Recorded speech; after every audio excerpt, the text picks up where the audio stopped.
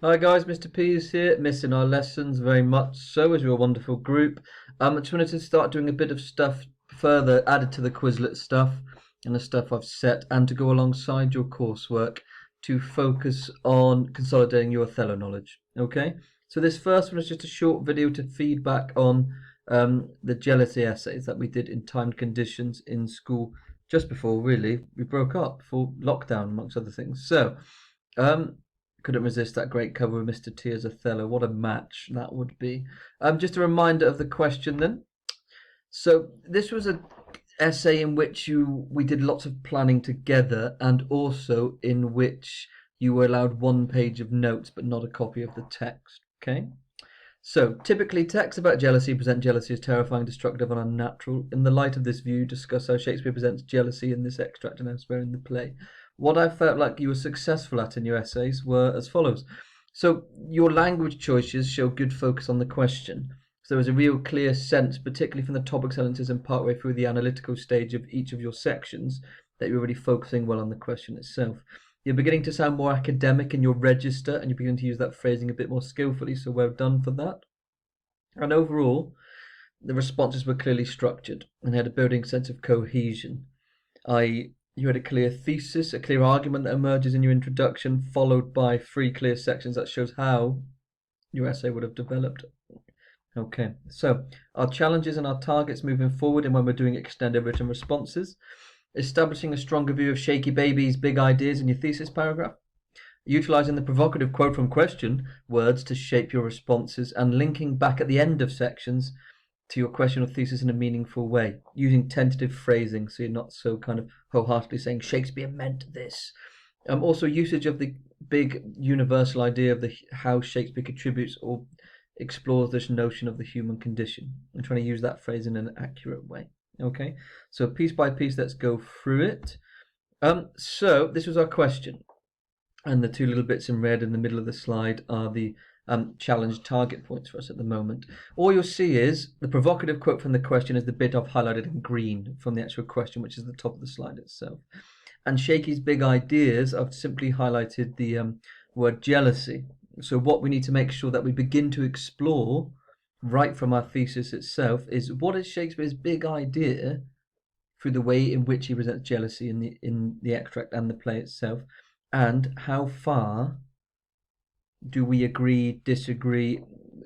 How far does it help us explore jealousy as terrifying, destructive, and unnatural, which is the provocative quote from the question itself. So a sentence I would probably end my introduction with would be like the one that you can see here, which actually probably is partially coloured by my rather disturbing face. So I'm going to read it to you. It is arguable, notice that kind of tentative nature of that phrasing itself, that Shakespeare presents jealousy as a natural aspect of the human condition, exploring its terrifying power to become truly destructive given the right catalyst. So what I was trying to achieve with that sentence itself was to do several things. First one was to show off my view on how jealousy as a concept is explored in the whole text, and how it relates to Shakespeare's view of what it means to be human. But I was also beginning to think about how it relates to the provocative quote in the question itself. Okay? What I would say is it would be good for you to pause the video now and have a go at writing your own sentence that tries to include a bit from the green and the word jealousy, and try and explore Shakespeare's big ideas. Because what you write at the end of that introduction shapes the way the rest of your essay will go. Okay, so let's make a marvellous assumption that you've done that. So the other aspect of the target from the jealousy essays that have been marked are linking back to the question in a meaningful way and the uses of human condition. The first one for me is the most important. So what you've done is you've got a good topic sentence. You said the temptation scene really shows how jealousy can become destructive, and it's self-promulgating, self-perpetuating, and these kind of notions itself. And what you want to do is, after some good analysis of the way Iago dismantles Othello's love for Desdemona in Act 3, Scene 3, is at the end, link it back to the question itself, to actually explore and show that you're developing your argument in a cohesive way. So we talked about this before, it's not the first time we've seen this. Shakespeare plus tentative language plus verb then view, trying to include the phrase human condition, but it's not essential, of course, it's just an idea. When we looked at race, we did this one as an example. Shakespeare could be suggesting that racial division is an artificial means of separating people, and that the core human condition of existence is not defined by such racial and racist ideologies. So, Shakespeare has a good view, I think, in all of his work. He's progressive, he's modern, he's kind of exploring the notion that actually humanity, irrespective of race, religious belief and stuff, are all fallible, are all prone to fault, are all able to produce brilliant things and aspire to wonderful things as well. Okay, so now let's move to our question in mind. So this is our question. What I'd like you to do, and our choices here, you can move the tentative language in front of the word Shakespeare. So you could say, perhaps Shakespeare, dum da dum da da, and then you need a verb after it, explores, suggests, could be considering, or whatever it may be. So what I'd like you to do now is to pause the video and follow that structure. Imagine you've just written a paragraph on Act 3, Scene 3, the temptation scene, and you've just explored how jealousy is presented in that extract, how it's self-perpetuating, how it leads towards destructive behaviour, how it corrupts the natural emotions of Othello into arguably something unnatural, or whatever you feel or think on that. Yeah, and then what I'd like you to do is copy and complete that sentence frame. So here, start with Shakespeare, add some tentative language, and then finish that sentence off. Okay? Right, so if you pause the video now and have a go at writing that, and then I shall show you my one. Okay, so we're going to make the wild assumption yet again that you've written a masterpiece. So, here's what I would say, but I'll put it bigger on a slide for you so it's a bit clearer. Okay? So a way I could link back at the end of my section, I could say something like this, or I could write rather something like this. Shakespeare appears to be highlighting. So notice I've fronted it because it's an artificial construct by a writer, so make that clear. I've used tentative language because I'm not inside Shakespeare's head. I'm making inferences based on my own knowledge of the play and the study of the play itself. So Shakespeare appears to be highlighting the destructive power, put that in quote marks because it's linking back to the question, of jealousy throughout the play as a self-perpetuating corrosive force. So the idea is that jealousy kind of grows and corrupts and festers, and actually in the next bit, and actually it's corrosive, it's destructive, yeah.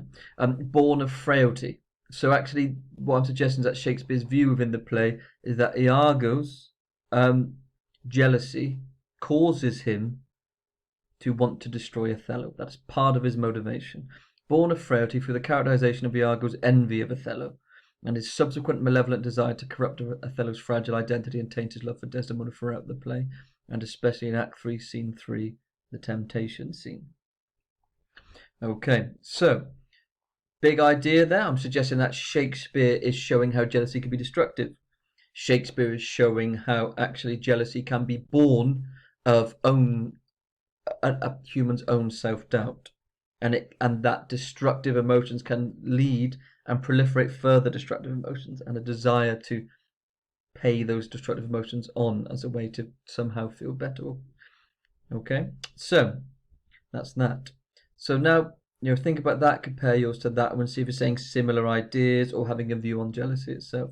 But what I felt was important, after some good analysis of Act 3, Scene 3, we take the time to link it back to our big idea that we began to set out in our thesis paragraph. Okay, so next, use the Quizlet app. Most of you signed up for it. Please sign up for it if you haven't. Please email me if you need the link and you've lost it. After that, get revising those key quotes. I know I've put loads on there, but I'm going to do a quiz of about 15 of them or so, and those 15 are going to be what I perceive to be the most significant ones that you could learn by rote. Remembering that Othello is a closed text exam, or section of the exam itself, okay? Also, continue working on your coursework as per previous homework set. I'll be sending an update on what people have sent me they're doing soon. Another thing to remember is that reading is food for the soul. So please read widely. Read your coursework text, research your coursework text, read the stuff you're going to need from A2 as well, okay? So I thought I'd put that cover on again because it is truly marvellous. But irrespective of all of that, I hope you're all okay. Take care of yourselves. And if you have any questions at all about anything A-level literature, please let myself or Mrs. Hex know via Show My Homework. email me. You've all got my email address. Email Mrs. Hext. Keep us in the loop, and please, anything we can do to help, just let us know. All right. So take care of yourselves, guys.